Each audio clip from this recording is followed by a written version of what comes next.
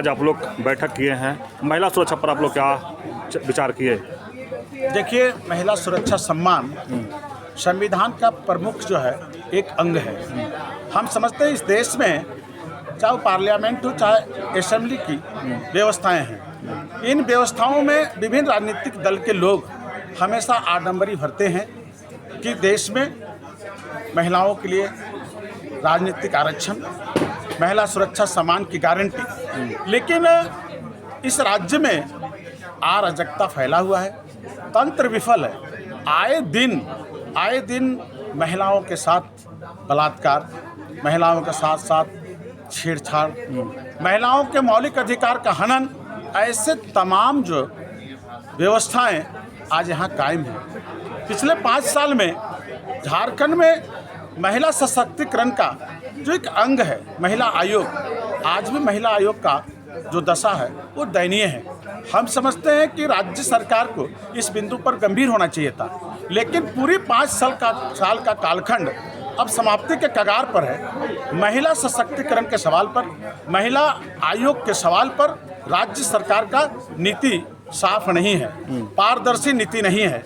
तो मेरा मानना है कि झारखंड नवनिर्माण महासभा के नेतृत्व में आगामी विधानसभा का जो चुनाव होगा, उस चुनाव में यदि बहुमत के रूप में हम विधानसभा में काबिज होते हैं तो मेरा पहला कदम होगा इस राज्य में महिला सशक्तिकरण का कारगर नियम बनाया जाए। और हम लोगों ने ये एजेंडा को रखा है कि राज्य की जो आधी आबादी सीधी महिला से जुड़ा हुआ है, उन महिलाओं के लिए कारगर कदम उठाया जाएगा, उनके लिए विधेयक लाई जाएगी, उनके विकास के लिए योजनाएं बनाई जाएंगी ताकि समान अधिकार महिलाओं को मिल सके, उनकी सुरक्षा की गारंटी हो सके। सुरक्षा को लेकर के मैं ये बोलना चाहती हूँ कि हम लोग बोलते हैं बेटी बचाओ बेटी पढ़ाओ, लेकिन बेटी पढ़ के क्या करेगी जब वो सुरक्षित ही नहीं है।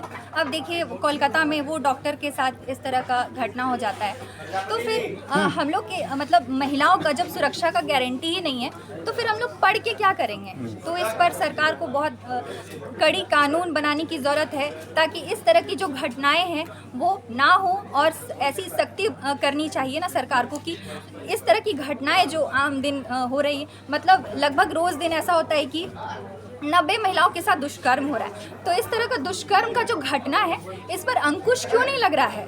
इतना कड़ा से कड़ा कानून बनाना चाहिए, यहाँ तक कि फांसी की सज़ा होनी चाहिए।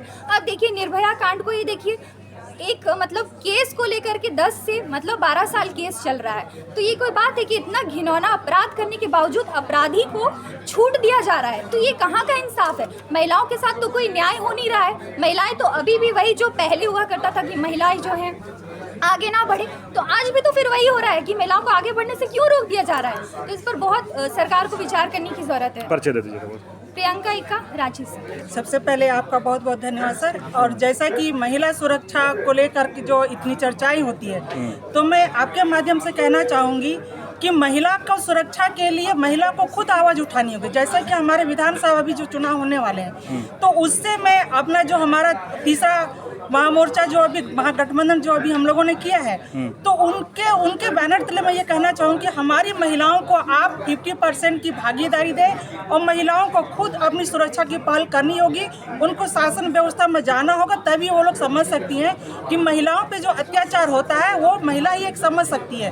तो महिलाओं की भागीदारी दीजिए, उनको अवसर दीजिए ताकि वो आगे बढ़े और अपने महिलाओं का, अपने समाज का, अपने राज्य का भागीदारी बने, उनके उन्नति में भागीदारी बने। परिचय दीजिएगा। मेरा नाम कुसुम देवी हुआ और मैं राष्ट्रीय जन क्रांति मोर्चा का केंद्रीय अध्यक्ष हूँ।